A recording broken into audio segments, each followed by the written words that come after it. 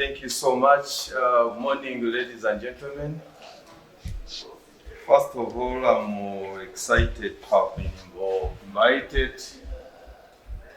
My involvement is, I perceive it as a great thing because it is not common.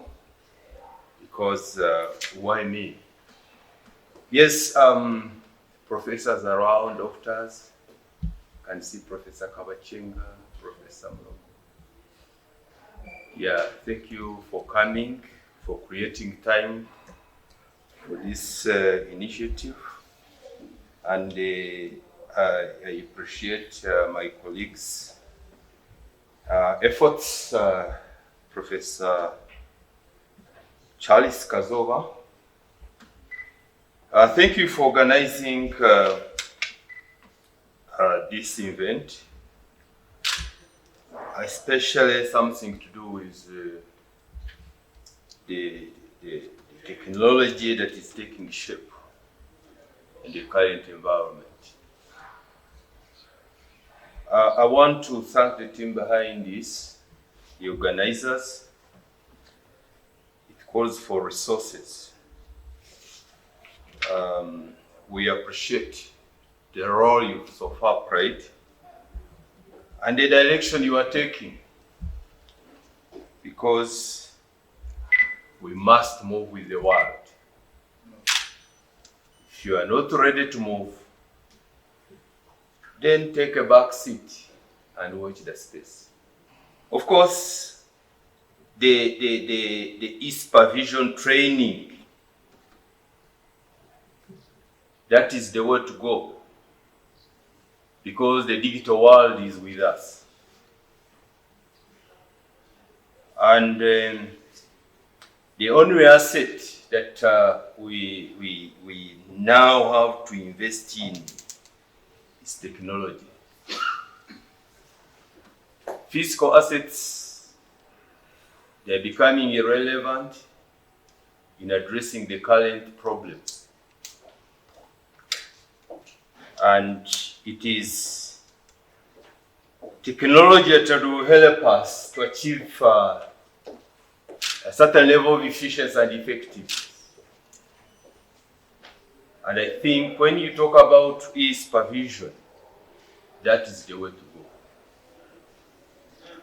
go. And of course, in my meetings, especially with deans, this is what I've been advocating for.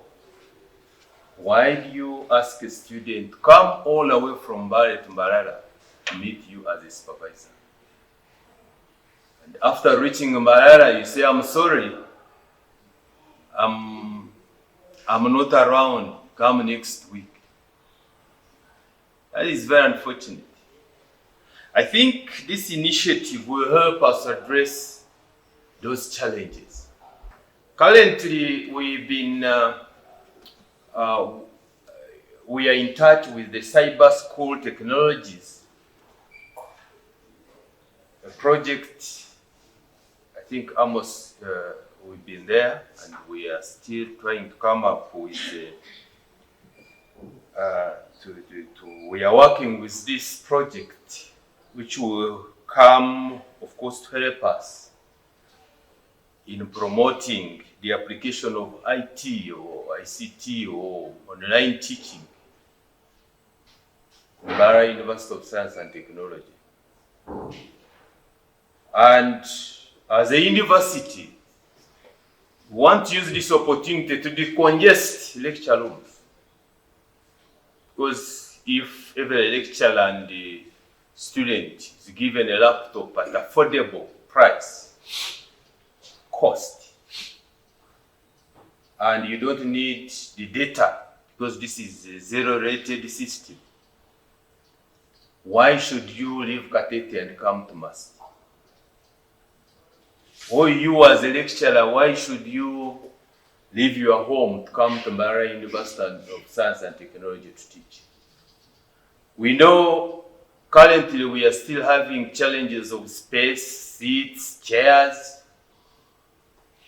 and we want to of course, to address this business of having students who are peeping through windows and doors that they are attending lectures. Of course, as a university, Mbara University of Science and Technology is supporting all these initiatives. That is the way to go. We must forget the status quo as we prepare to meet the future challenges using affordable, innovative technologies. Basically, take us through what this platform is all about. So right now what we are seeing is the first page of the E-Supervision platform. It basically has three main users. That is the administrators, the supervisors, and the students. Each of these users has their specific roles that are relevant to them to help them go through the entire master's research process. So I'll first of all log in as an administrator, because basically for today's training, we're supposed to look at what administrators and what supervisors get to do with the system. However, we won't leave out what the students are doing, because we cannot work with supervisors minus working with students. So we have categories of administrators. One, we have an administrator at the topmost level, for example, one that will be heading, overseeing the research processes of the entire university from the graduate studies, that is DRGT. So that administrator has the following roles. One, they can be able to assign or create administrators of different faculties. This was designed with the assumption that every faculty has a research coordinator that monitors and also watches the entire process, the entire research process of students at the master's level. So at this point, the admin from DRGT is able to add new administrators at faculty levels. As we can see here, we have a number of them that have already been added. I will take us through the process of adding a new administrator later on. Then the administrator at this level also has the opportunity to view the titles that are available. What do these titles mean? It means the number of students that have enrolled into this platform. It shows the name of the student, their registration numbers, and the faculties where they belong. Gives them shows also the title of the student, and also it monitors the progress of this student by showing us the stage where the student has reached. Like we said, it is just going to be looking at the entire research process from concept initialization to the final viva when the student is making their final defense. Then the administrator can also be able to view the progress of different students in different faculties. See the ones that have enrolled and are in the process of conducting the research, and the ones that have completed.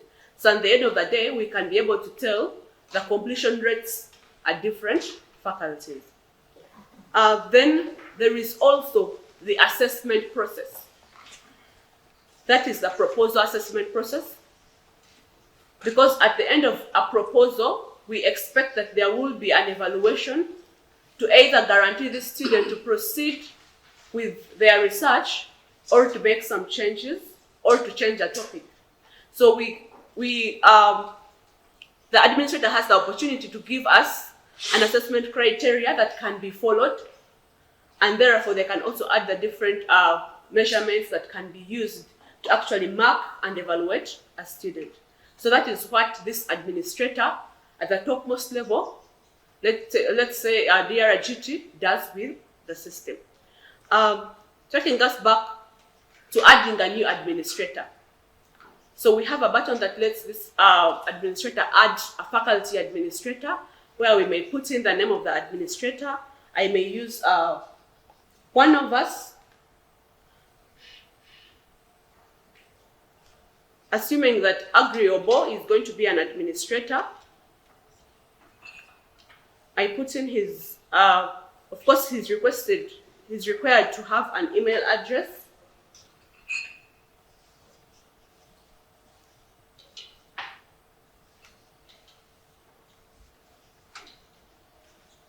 and then the administrative unit for which faculty they will be heading.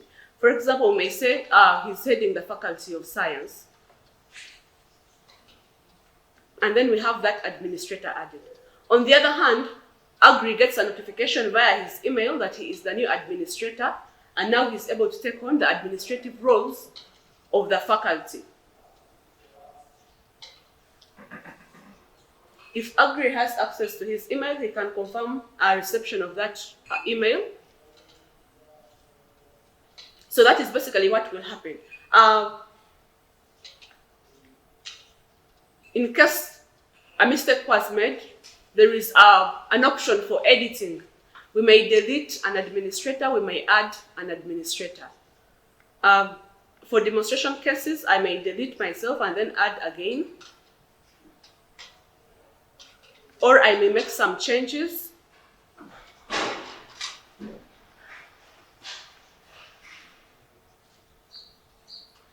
And then submit again. So when I cross-check my email, I should be able to get a notification that is actually showing that I have been allocated as an administrator.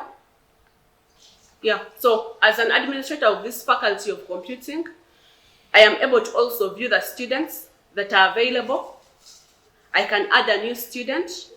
I can view the supervisors that are available within the faculty, and I may also be able to add new supervisors. I get to add reviewers for the system, for the faculty. That is in case we need to have external or internal reviewers of our students' research. And then we can also add in contacts, that is the faculty contacts. On the other hand, I'm able to view the research titles as a faculty administrator. I'm also able to view the supervision load that has been allocated to the different supervisors. I'm also able to view the progress of different students and at what stages they are on. And then I can view complaints. We assume that along the way, some students or supervisors may have complaints about what is ongoing. For example, if there is any issues with a student and a supervisor, either a student may log in a complaint or a supervisor may log in a complaint. So we also have that part that captures complaints or issues that may need to be handled by different other stakeholders. And then when it comes to the end of the project, we are able to also have our Zoom present defense or Viva performed by this very platform. So we don't need to have any other external Zooms or gotten from anywhere else. So we are saying that we can actually have the presentation still captured by the Viva voice being captured by the very E-Supervision platform that we are using. So giving a little bit of the background and maybe the rationale, we all know that when COVID came in, education was devastated. Up to now, we are struggling to catch up with the right semesters, which the university has been working so hard, and possibly next academic year we may be on board. So, and this devastation affected a number of students from the institutions which are partnering and involved, and more so. Over 400,000 students were left without faculty physical contact. That means those who are supposed to be in class, some universities were not able to quickly come on board online. Others managed to start working out some things, so it was a big challenge. And over 20,000 students who are master students who were undertaking research which was supposed to be supervised, unfortunately also were highly affected. And this lack of physical contact affected the quality of research, affected the quality of the supervision process. Not only that, this effect is going to continue almost projected for over 5 years. So COVID aggravated already the existing challenges which are already in high institutions of learning, which we know, and especially focusing on the quality of the master's research, and in the areas of supervision and assessment. So these challenges of the master's research process created the high institutions quality assurance gap, which in this project has been put into 3 categories, or grouped into 3 categories. One, the gaps are under policy and research practice. The other one is under innovations, and the other one is management of research. So those are the areas that this project is focusing on. So a little bit in details, the project's main objective is to strengthen higher education institutions' capacity to use ICT in master's research journey and the quality management process, and also devise policy reforms which are to help high quality research inputs in these institutions. So specifically, the number of them, I'll just go through them very quickly. One is to update research process, quality management policies and guidelines, both at national level. We talked about the partners who are in National Council for Education at university level, and in the context specifically for the master's research. And then 2, to increase capacity of Uganda High Institute, of Uganda's National Council of Education and the high institutions of education to participate in definition, implementing and monitoring of master's research, and then also the reforms that we are looking at.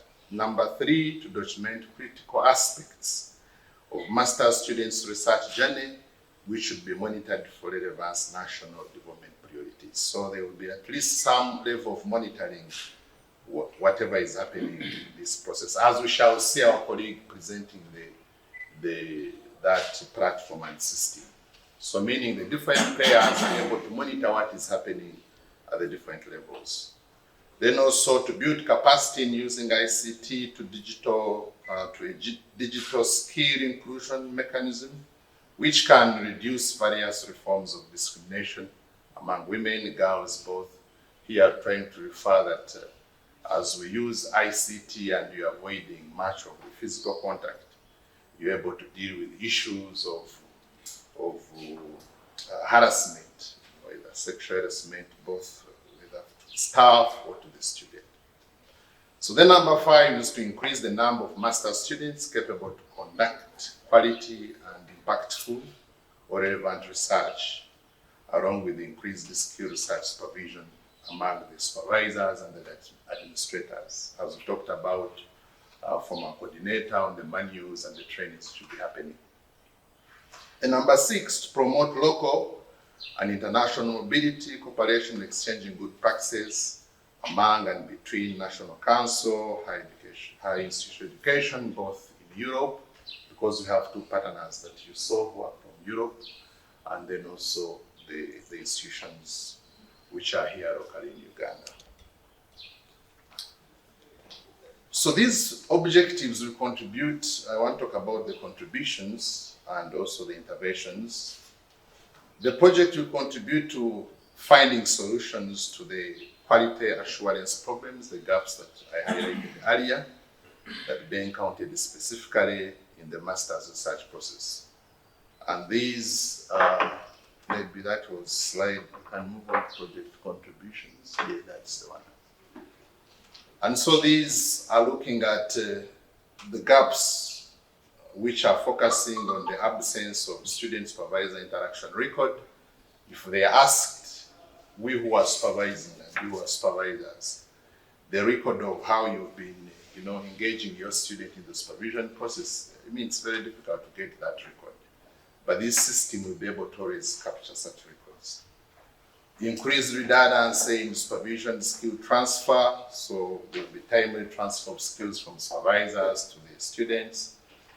Research turnaround time, meaning when it is able to monitor the time that a student really gave you his work and the time that you took to be able to give some feedback as a supervisor, or even the time that the student responded to the feedback. So it is able really to monitor all those aspects. Duplication of research outputs and plagiarism, it already has embedded a system that anything submitted in is able to check quickly for any plagiarism and already gives you the rating, which is a good thing for us as supervisors. Also increasing, dealing with the issue of increasing pile of master's research, which is relevant to Uganda priorities. To always having the Ugandan priorities, we're able to see the work of the student if it's aligned with the priorities. So some key or specific interventions, of course, introducing the ICT E-Supervision app, that would be some key intervention. Proposing these reforms at the national level, which are able to allow the use of ICT and other revisions in higher education institutions. Other project interventions, there will be also some designing of new courses among the new, not only at Mass, I think Mass we shall review existing courses and maybe one new course, and then revising also one other course. In the specific area, we shall be using the MPH program. Then also there's an opportunity for academic and then staff exchange, learning from each other, that has already been highlighted. Drafting and revising the master's research policy reforms, already mentioned. Training academic staff, students, administrators in the use of this ICT in the research process, and also organizing a student hackathon, which already has been ongoing for students to apply, participate in the hackathon, especially involving apps which can support learning. There is something good with being a leader. There are many bad things, but there is something that's being good with a leader. You know, the leader, when you're a leader, you're a team leader of a project or something of that nature, you just come and call people and you say, oh, what do we do? You start assigning responsibility here, there. For example, Imelda do something, Barbara do something, Winifred do this, Moses Ntaro do this, Edgar Mugo, Deborah, the people who are seated on that desk over there, Viola and Margaret do this, but for an absentia, you know, like that. And then but do you know what happens at the end? They will simply say, where does the credit go? It goes to the leader. Can you clap for the leader there? Sheila, you can imagine, you have been here and there. But the credit goes to me. But there is nothing. I'm saying these two statements in a lighter place. Can I request John to say the closing remarks? Thank you, Professor Kazola. On behalf of the participants, I would like to thank Professor Kazola and team for having gone out like hunters. Some of us, by the time we were born, were participating in hunting and managed to land this animal, this project. As we are all aware, we know what our government can give us. We are public university, but we know how much the government can support us. And so some of us have to go out. We have to use our contacts, our relations to attract resources. And I think Professor Kazola is the right person because he's in DVC finance and administration. So this is really like showing us the way that we have to go out and look for resources, help us do whatever we can do. The good thing with the universities is we have that mandate of partnering with people from all over, from any part of the globe. And we discuss with them and write grants. And the good thing, from what I know, EU-funded grants are very generous in capacity development. I think they are the grants with the biggest indirect cost, at least from my experience. Although I know they have a lot of paperwork, bureaucracy, Correct. to get it. Correct. I remember with my Swedish counterparts, when we were discussing, for them they don't go for European grants because they have their Swedish Research Council, they get money easily. They say the EU grants has a lot of paperwork, so they don't go for it. But for us, I think EU grants are some of the most generous. And since now, Professor Kazowa, we see you are closer to them, you know. So people, you need to talk to Professor Kazowa. If there are opportunities, please encourage people around to pursue them. As Gada said, we visited, which was that university? Where there was a global breaking institute. Which year was that? 2002. Oh, 2002. We were taken to a library and we were surprised. There was no single textbook in the library. So it is a pure ICT university. And that's how we said we came with the Lund University, we were able to offer a master's of public health under that project, which was online. We had how many graduates? About 10 of them, they graduated. So for us who are in this business of teaching, training, we are not going to run away from these sort of processes. New things are coming and we have to be open-minded, mindset, we have to change mind. And some of us, by the time we started, like Edgar was saying, we started, I think even in our unit, we were the first people to have internet. Yes. I see that antenna is still there. But as we have heard, Moody is even ahead. Now we are hearing artificial intelligence. Some of us are still ignorant about it, but that's what is now coming up. So we have to be open-minded and change our mindset. And the young people are ahead of us. You see, for them, they are ahead of us. Like now, when you are in class and you are teaching, you see them on their phones. I think they are cross-checking on what you are teaching them, getting the latest. So we can't run away from this. What I gather is that this project is going to help to really to have a structured way of having master's students from DRGT and from the faculties. We shall be able to know how many students, where they are, at which stages, and the like. And as we have heard, at least from Professor Kazowa, although it is marked training, but this was an insight. It is just some snapshot. So we expect workshops and some other modes of training where we shall be very practical, we go in, and then we know what to do. So we'd like to extend thanks to the team for this opportunity. And an opportunity that is coming to strengthen, to reduce the burden that we have been having for us who are involved in supervising students. And as we have heard from, I think, Charles, the PhD, we shall just adopt this system, and we shall have also the PhD students also being monitored by the same system. Although it has come in as an entry point for masters, but I think the equally will also help us to follow up our PhD students. So with these remarks, I thank you for nominating me, and we also have to declare closing remarks. I don't know. So those are the few remarks I can give on behalf of the participants. Thank you. Before you sit down, Okay. that's it, we. Must, yes. Enough.